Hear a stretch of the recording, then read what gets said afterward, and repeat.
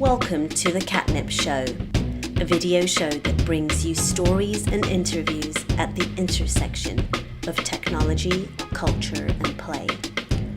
I am your host, Joe Patel, principal of Spill LLC, where we create playful workshop experiences to disrupt the status quo. This week, what does it mean to go native? And reflections from the Wired Conference.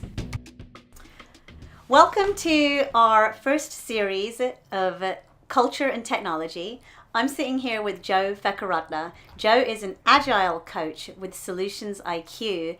And Joe, do you want to tell us a little bit more about what you do for a living? What is an Agile Coach, right? Yeah. So what I do is my company and I, Solutions IQ, we have a staff of coaches that will go into a company that's trying to find a new way to do something. It's usually software, but more and more we're seeing it spread into all sorts of things like training and HR.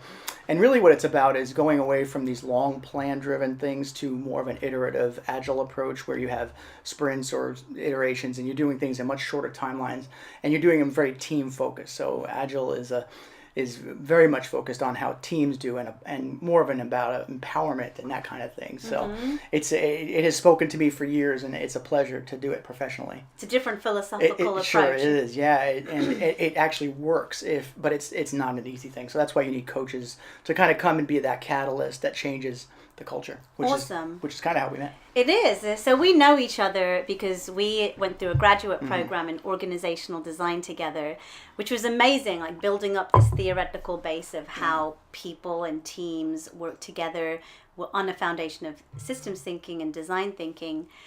We also know each other from Boeing. That's right. Where we worked together in adjacent groups for a few years. And I remember you were part of the ISIS team. So we'd like to give a shout out to Melanie, who is the lead of the ISIS team. A really poorly named team with bad timing. But despite that, I remember the ISIS team as just one of the most engaged, well-formed teams that I had ever encountered. You guys had a lot of fun together. We did. And it was, for those who know, in these big corporate cultures, it's hard to have fun. You're in this vast cube farm of a Dilbert kind of cartoon, and it's so easy to forget to have fun. Yeah. So that's why I really appreciate the work you're doing, because if we can do fun at work, oh my goodness. That's what it's all about. And that's what we're going to talk about, right? So, we are, yeah. So the topic of today's video recording is going native and disruption.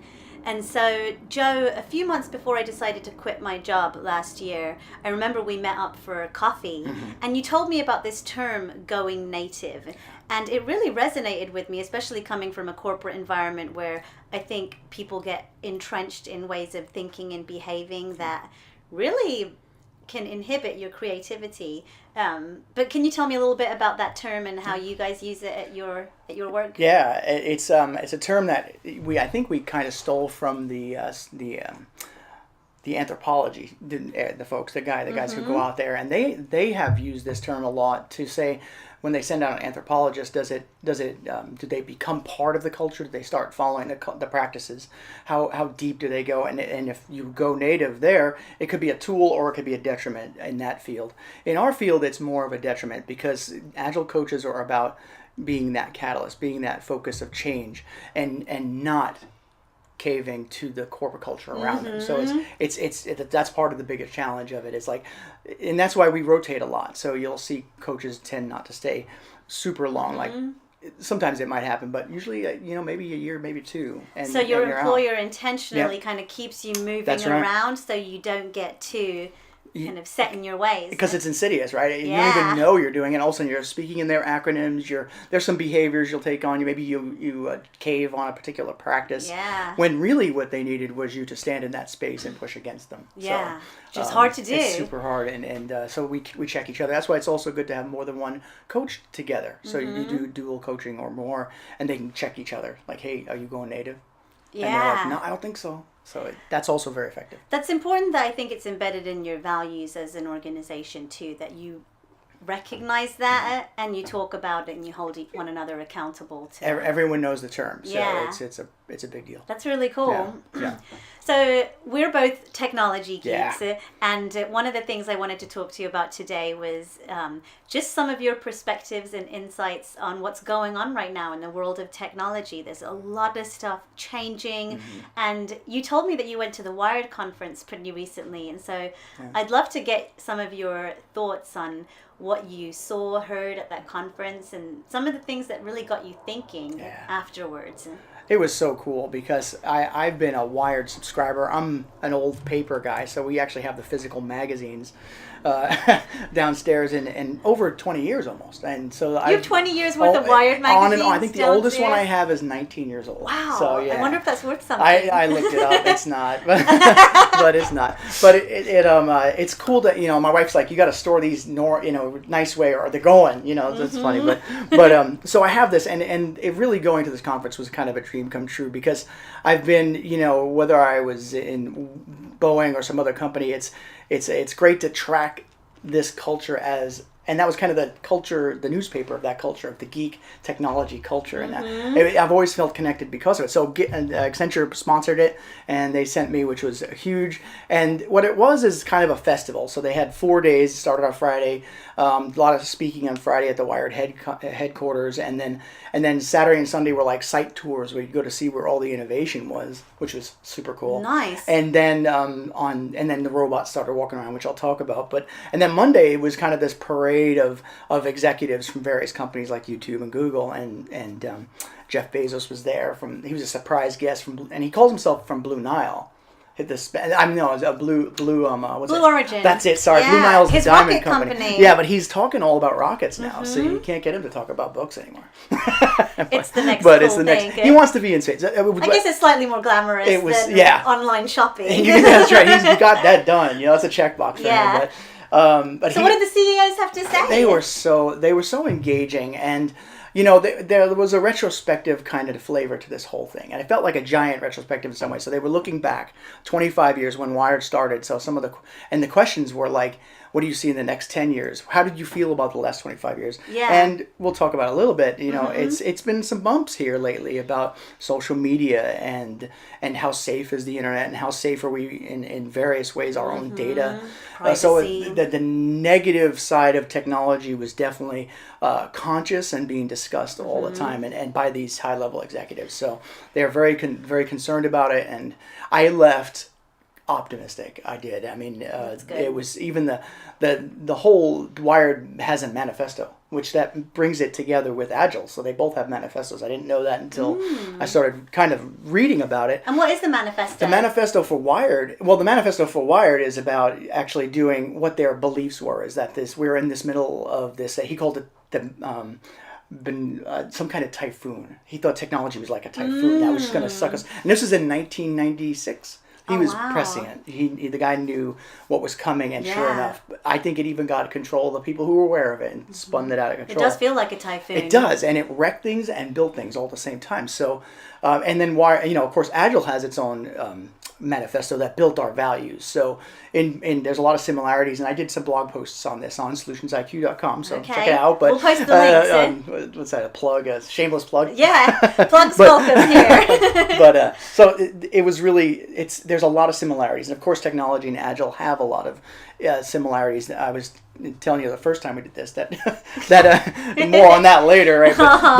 But it was more about really doing. They're so natively Agile down there, and I'm saying down there, Silicon Valley in that area. But that culture spreads. So Amazon has it, other companies have it, and through the work that coaches do and other consultants in the organizational development space, I think Agile's really spreading, and that whole mindset of empowerment and fun and being human at work is that's the future. I love it. Being human at work. Yeah. I mean, if there's one thing that I feel is my mission, my purpose, it's that. It's restoring a sense of humanity and just being real with each other. Yeah. We're not cogs, we're not machines. No. So let's not try to be let's that. Let's not do that, because we do it poorly. We do. This whole idea of no emotions and stuff. So well, that's cool. Yeah. So what were some of the stories that you heard at the conference? Any particular technological trends or products that tickled your fancy? Yeah, so I'll start with the robots, of course. I mentioned that. So there was the Boston Dynamics. Of course, you might be familiar with the robot dog. right? I think I've heard of that. Yeah, and if you go, you've seen on YouTube, it's everywhere. And they're a little scary because they usually don't have heads for some reason, or they have the Atlas robot that walks around. He doesn't have a head, but he has a body. So I don't know if they intentionally make them creepy. It is. And this one actually had kind of a dinosaur head, so it would look, I get it on camera, it would look like this, and it would, dart around. It was weird. And had 4 legs, and it could walk sideways. It didn't move necessarily like an organic creature. So it was crazy, right? But they walked it out onto the streets of San Francisco, and we got to kind of look at it and even touch it. And if you wanted to control it with some Xbox controllers, it's super interesting. It was great. And they're selling this robot now to companies. So if you want to like do some surveying around, you could walk this little guy around or set him on a program, and he'll do it himself. And it's just incredible to see how far it's come. And it's quiet. The robot is super silent, and they had little spider robots that would climb over any kind of, and they even had a snake robot that could go down pipes and look. And it's kind of unsettling to me how there's like dinosaurs, snakes, and spiders. Like, spiders. Right. What about like cuddly bear robots? Yeah, or I don't know. Yeah, I forgot to mention that. So Pepper was a robot. I have a cat named Pepper. This is a different Pepper. Okay. It was, I can't recall the company's name, but it was a cute robot. So you go to Microsoft Store, you've seen Pepper in the front because it's big eyes. It's about 3 feet tall, super cute, and it talks to you in kind of a high pitched voice. That's interesting. Yeah, but you know what? I was listening to a podcast where they talked about how humans, even though we logically know that AI are machines, we still start to feel empathy for these AI inventions. Yeah. And so that's kind of an interesting concept. Like, do we want to promote empathy for machines? Does that take us down a path that we should be concerned about? Like, do we want to make that distinction really clear? That's a good because point.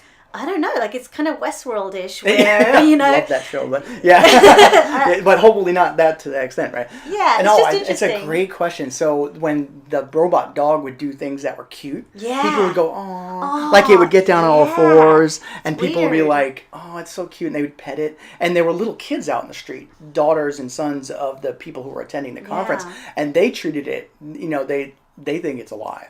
So she was about 4, and she was trying to see if it was threatening, but they wanted to play with it. They were all in it. It blurs the lines. It was so blurred, especially for them. What if you're sending that robot to go defuse a bomb, and then the kid runs after it, and like, pets no. it, Spot, hi, and then bad things happen. But it's interesting. But and then what happens if it shuts off? Does it die? Do you think it dies? So there's so many science fiction-y kind of futures to this. There's a Pandora's box that's slowly becoming open, and I think that's why this topic is so fascinating to me, is that there's a lot of implications of these technological products that we're designing, and we got to get ahead of it. The future is unknown. We need to. Start to talk about it, and maybe this lesson we've learned from the social media and the unexpected consequences of some of the things we've seen in technology, maybe we'll be a little better this time when the robot revolution comes.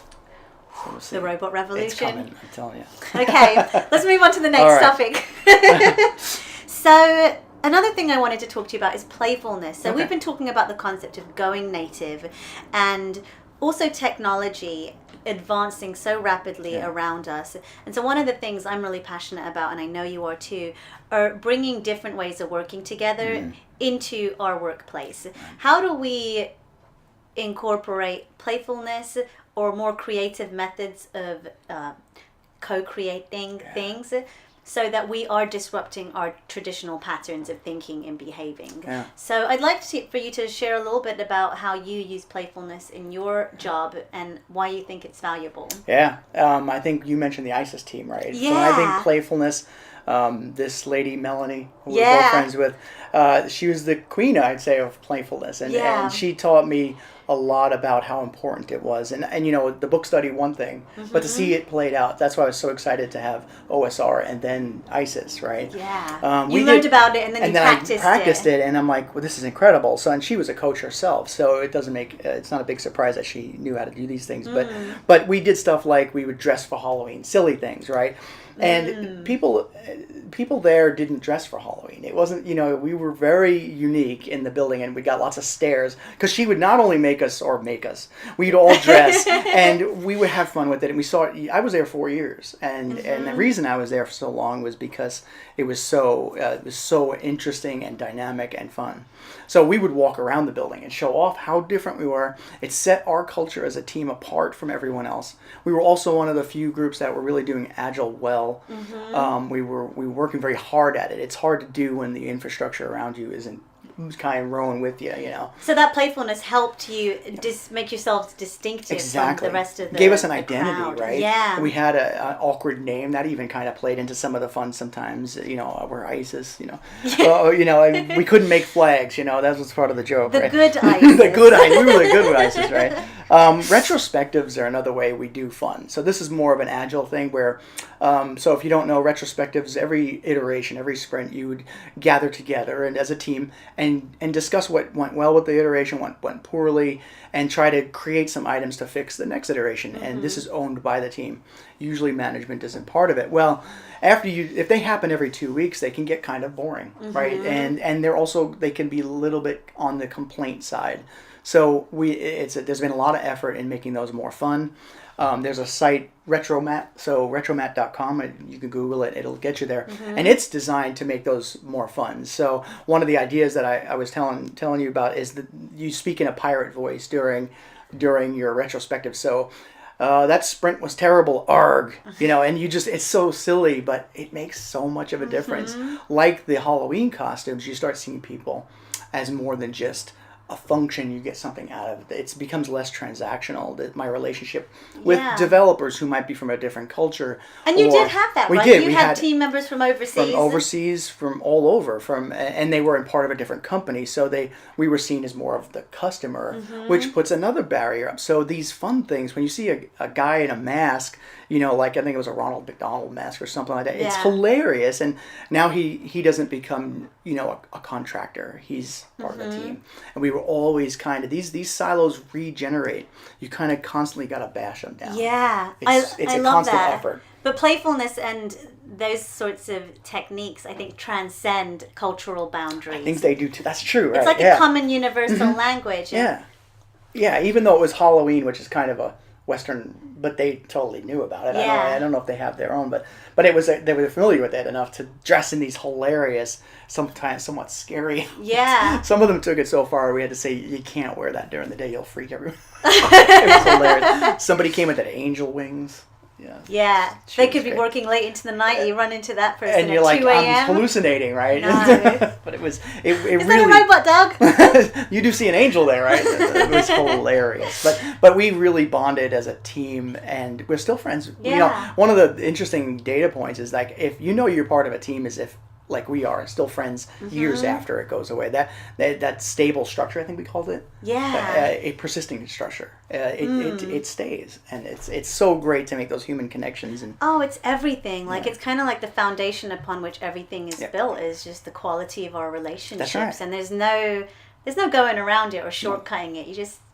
You got to be real with each other. And if the software is not being used, which ours is actually still being used, which is neat. nice. It's always fun to have that used. But even if it isn't, think about you had that remnant is that connection we created. And I think that's super important. It lasts for a long time. Probably more important. Yeah, it's long. It might be longer lasting than the software than the actual itself. software, right?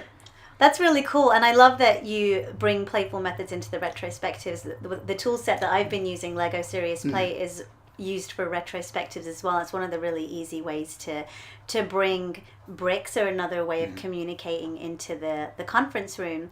So I do want to make you my guinea pig today. So I did bring some bricks, and I wanted to have you build a model. So just a little disclaimer here, we're going to be completely honest with you. We actually recorded this yesterday, and my laptop crashed, so we lost the video. So this is take 2. Hopefully it makes it out there into the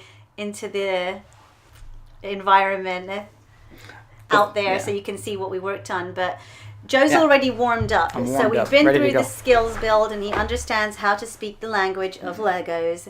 And so I'm just going to have you dive straight into the main question. Okay. Now, we talked a little bit about technology and how technology is changing the world, and there's the technology being used for good, and then technology being used maybe for not so good things. And I feel like you said, the CEOs were kind of admitting that there is a dark side that we need to be aware of. And so I wanted to invite you to build a model that represents what scares you or what you're concerned about when you think about all of the technology trends and digital trends that are changing the face of how we humans live and work together. What might keep you up at night? Like, what does that look like? So I'd like to invite you to share that idea with us in 3D. I'm a huge fan of Legos. Once, I didn't tell you this, but Yeah. we built our server farm at ISIS was so complicated we used Legos to try to, I did, and I got some help, but it became unreadable. So, Wow. Like you said, the artifact alone, it's tricky. Yeah, it is. Well, that's like a literal model too. It was a literal. You're doing something different. I am. The way that this works is you build a model that represents something. So when kids play with Legos, it's a literal model. But when we play Lego Serious Play, we're building models that represent ideas. Okay. So we assign whatever meaning to the bricks that we wish. It's more symbolic than literal. Yeah. It is. Okay, you could get this green brick to mean growth or a mindset or a planet. This could be a green planet in a parallel universe. Yeah. It could be a robot dog. The meaning emerges, and you assign whatever meaning you want. Okay. So. All right, I'm ready. Do it. Let's do it now. Do you want to? Yeah. Yeah. Okay. All right. Here I go.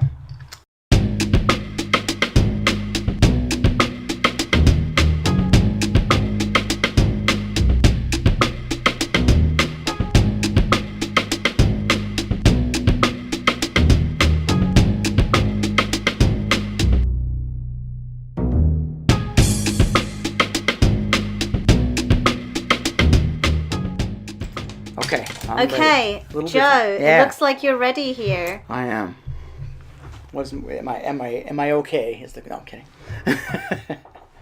So tell us a little bit about your model. What does it mean? All right. So this guy, he's a creator, right? So let me know if you want me to move it. He's trying to create, and that's what the staff represents. And I'm thinking in the terms of kind of like what I saw at Wired Conference and what we do every day at work is we're creating value. We're creating things that we want to do intentionally. And then what happens, that's what the flag is happening. But then all of a sudden something happens and all this stuff starts happening behind him. And this is what emerged for me as we were talking is this unintended consequences concept where all this stuff is coming behind him. And all these creators, let's say even like if you were Twitter or whoever, he didn't see what was happening or they didn't see what was happening until it was on top of them. And that's why this goes over his head. Another place is even for our own personal lives.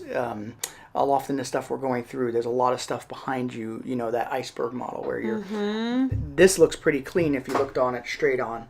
But when you see what's going on behind all the weight you're carrying and all the baggage, whether it's technology baggage, like I was saying, there's so much that we can read and do.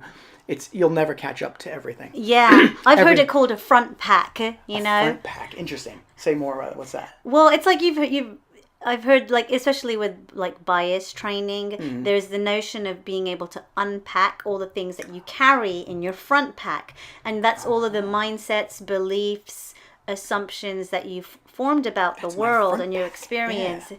And so through learning, you're able to unpack those beliefs that normally are invisible, like you said, below the waterline, the iceberg model. Yeah. But you want to take those and you want to take them from the invisible to the visible. You want to make those things tangible. So you unpack your front pack. You're like, I didn't know that was in there. There's that little like gray thing. Right. So tell us a little bit about what that might represent, for you in this situation. That's great. So like some of these things, like I was telling you yesterday, was about like if you're thinking like you have a scientific belief that this is an example that colds are caused by being out in the weather bad, right? And you say, put your coat on, son, because, and I have teenagers, full disclosure, and you say, put your coat on, son, and they're like, Dad, it doesn't cause colds. It's proven. And so I had to unpack that superstition, which he was right. Frustrating. I don't know if I buy it still. I struggle with it. So you're a mom too, right? So it's like, we have these beliefs, and he's like, Dad, it's a virus. It has nothing to do with the temperature. I'm like, put your coat on. So it's super hard. These invisible biases are all over the place. I'm from New York, I was in the military. All those things give you a certain perspective, and you've got to, like you said, if you encounter them consciously and don't let them sneak up on you like this little guy here is doing, you might be okay. Yeah. I think the sayings, you go from unconscious incompetence to conscious incompetence, meaning you're becoming aware of it, right? Then to conscious competence, meaning you can start to think about doing things maybe not the right way. I don't know if right is the right word, but just the way that you want, that you desire. Where you're actually using the staff, you're using the intention. You're showing up exactly with purpose. And then eventually you get to unconscious competence, meaning you just start to reprogram your thoughts and beliefs to align with what you want and the way you want to show up in the world. I have a good example. One more example of that is probably a little bit more serious, is that this is a couple of years back, and my son, my middle kid, he was 17 or something like that, and he loves rap music. And I am an old school rock guy. And I had very serious reservations, because rap music can be questionable. And I had it in my pack that it was all bad. And I said, Bryce, and his name was Bryce, send me 5 songs that aren't misogynistic or whatever. I really let him have it. It was a serious deal. But it was healthy. It was a healthy discourse. And I think I treated him with respect. He treated me with respect. And sure enough, the next day I had 5 songs in my inbox. And I actually have a few favorite rappers now. Oh man, I love hip hop music. There's some, there's 2 sides to the coin of what's coming out. And there is always. I'm so proud of you that you were able to go into that with an open mind. So often all it takes is just us being open to hearing alternate perspectives. I have to give our training and all the stuff we've been through, and the work you do internally helps you receive it instead of just barking back and shutting it down. And that's what I think sets teenagers off. I mean, this is off topic, but if you just deny them, that's not a good place to be. But if I and now we have kind of a fun dialogue about it. I ask him what rapper it is. He says, no, that's not right. But Chance the Rapper is my favorite rapper. Just put it out there. Just put it out there. Chance, maybe we should link to his his music page. Give me one of those 3 hats. He's got these hats with the 3 on it. So. Cool. Chance, you're good. Get a new album out there, buddy. Cool. Well, hey, I would.